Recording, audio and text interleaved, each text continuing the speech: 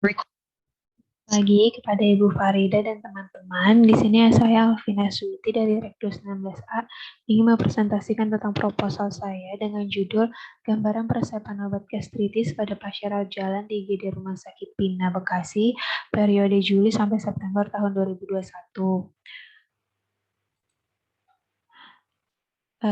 Dengan adanya kemajuan ilmu pengetahuan dan teknologi di negara-negara berkembang, salah satunya di Indonesia yang banyak mengalami perubahan, baik dari gaya hidup maupun pola makan, perubahan gaya hidup serba cepat dan instan dapat menimbulkan berbagai masalah kesehatan, salah satunya itu gastritis, atau biasanya masyarakat umum menyebutnya dengan penyakit ma atau sakit ulu hati, merupakan peradangan pada dinding lambung, terutama pada selaput lendir lambung. Infeksi gastritis ini disebabkan oleh kuman Helicobacter pylori. Presentasi angka kejadian gastritis di dunia menurut data dari World Health Organization atau WHO tahun 2004, di mana Inggris 22%, Cina 31%, Jepang 14,5%, Kanada 35% dan Perancis 29,5%. Insiden terjadi gastritis di Asia Tenggara sekitar 583.635 dari jumlah penduduk setiap tahunnya. Sedangkan menurut WHO, angka kejadian gastritis di beberapa daerah Indonesia cukup tinggi dengan prevalensi 274.396 atau sebesar 40,8%. Dengan ini ada perumusan masalah, bagaimana gambaran peresepan obat gastritis pada pasien rawat jalan di IGD Rumah Sakit Pina dengan tujuan penelitian mengetahui gambaran peresepan obat gastritis pada pasien rawat jalan di IGD Rumah Sakit Pina Bekasi periode Juli sampai September tahun 2021 berdasarkan karakteristik pasien berupa jenis kelamin dan umur serta karakteristik obat gastritis yang digunakan. Begitupun juga ada manfaat bagi peneliti sebagai media belajar untuk menambah pengetahuan dan wawasan tentang penyakit gastritis maupun peresepan obat gastritis rawat jalan di IGD Rumah Sakit Pina Bekasi. Sedangkan manfaat bagi instansi sebagai bahan informasi dan referensi tambahan bagi mahasiswa farmasi di perpustakaan Stika Sikiva mengenai gambaran peresepan obat gastritis. Begitu juga ada manfaat bagi institusi sebagai sarana yang dapat diharapkan sebagai bahan referensi bagi peneliti selanjutnya untuk mengembangkan penelitian dengan kasus yang sama. Dengan bab 2 ini saya membahas tentang resep. Menurut Permenkes nomor 72 tahun 2016 pasal 1, resep adalah permintaan tertulis dari seorang dokter, dokter gigi, dokter hewan yang diberi izin berdasarkan peraturan perundang-undangan yang berlaku kepada apoteker pengelola instalasi farmasi untuk menyiapkan dan atau untuk pasien. Dengan itu, ukuran resep yang ideal umumnya berbentuk 4 persegi panjang dengan ukuran lebar 10-12 cm dan panjang 15-20 cm. Komponen resep juga terdiri dari 6, inskriptio di mana terdiri dari nama dokter, nomor SIP, alamat atau nomor telepon atau kota atau tempat atau tanggal penulisan resep. Invocation itu permintaan tulis dokter dengan singkatan Latin. R garis miring atau dibaca dengan recite, yang artinya ambillah atau berikanlah. Prescriptio atau ordination itu terdiri dari nama obat dan jumlah obat, serta sediaan yang diinginkan. Signatura itu yaitu tanda cara pakai obat tersebut. Subscriptio itu adalah tanda tangan atau paraf dokter, sedangkan untuk peruntukan itu dicantumkan nama dan umur pasien. Adapun gastritis merupakan suatu proses inflamasi atau peradangan yang disebabkan oleh faktor iritasi dan infeksi dan terjadi pada mukosa dan submukosa lambung. Gastritis disebabkan oleh hipersekresi asam hingga dinding lambung dirangsang secara kontinu, akhirnya terjadi peradangan lambung atau gastritis. Banyaknya jumlah penderita gastritis menandakan bahwa penyakit ini harus lebih ditangani lebih serius, menghindari timbulnya komplikasi kanker lambung, di mana keadaan ini penderita harus dibedah.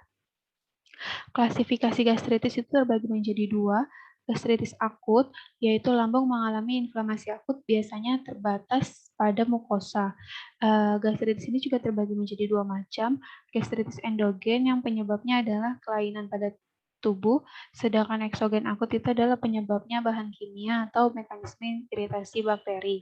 Sedangkan gastritis kronik itu keadaan di mana lambung mengalami inflamasi kronis, proses terjadinya karena adanya peningkatan aktivitas gastritis kronis, ditandai dengan kehadiran granulosit neutrofil pada daerah tersebut.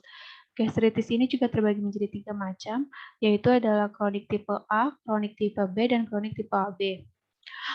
Gejala gastritis. Gastritis sebenarnya tidak terlalu menimbulkan gejala yang lebih spesifik.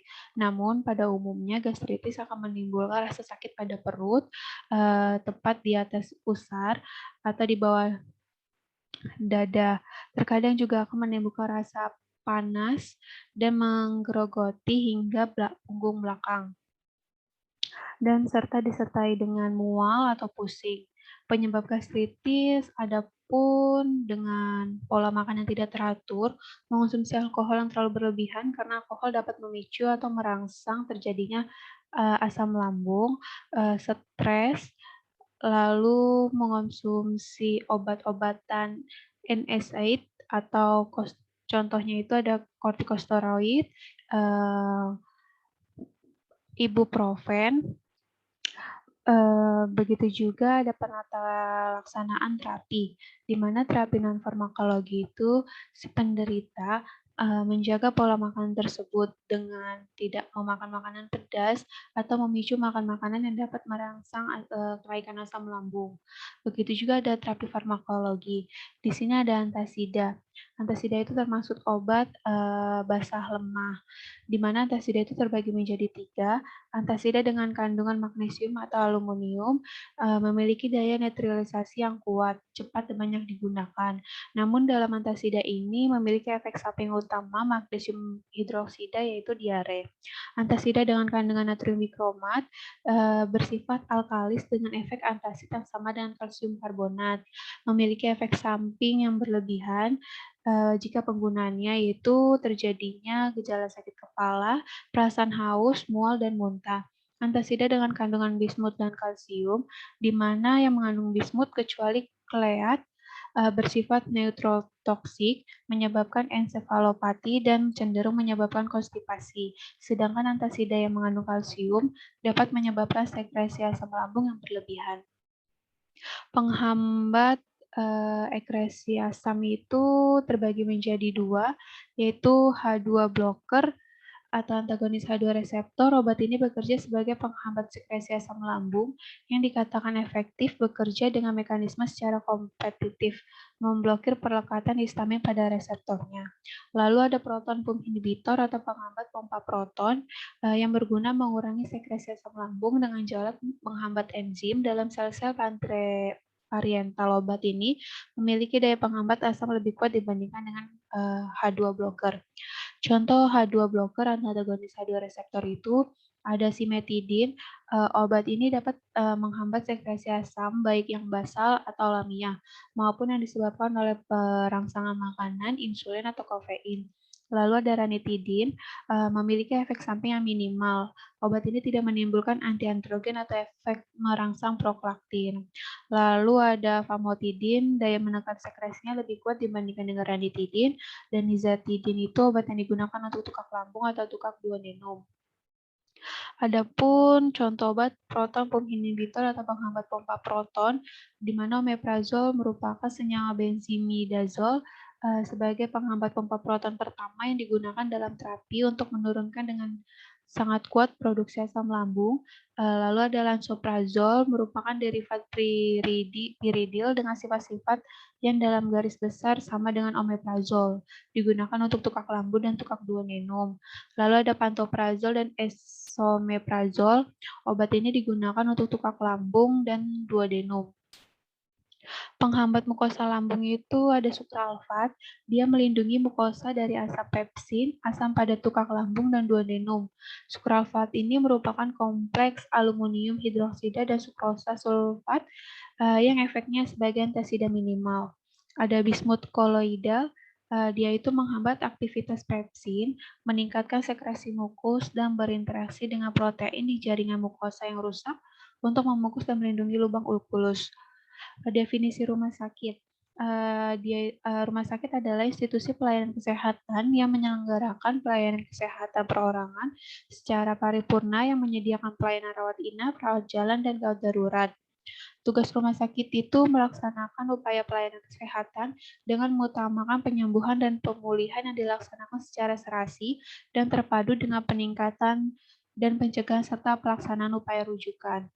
Lalu ada fungsi rumah sakit sebagai penyelenggaraan pelayanan pengobatan dan pemulihan kesehatan, pemeliharaan dan peningkatan kesehatan perorangan, penyelenggaraan pendidikan dan pelatihan sumber daya manusia dalam meningkatkan kemampuan pemberian pelayanan kesehatan, serta penyelenggaraan penelitian dan pengembangan serta penapisan teknologi di bidang kesehatan.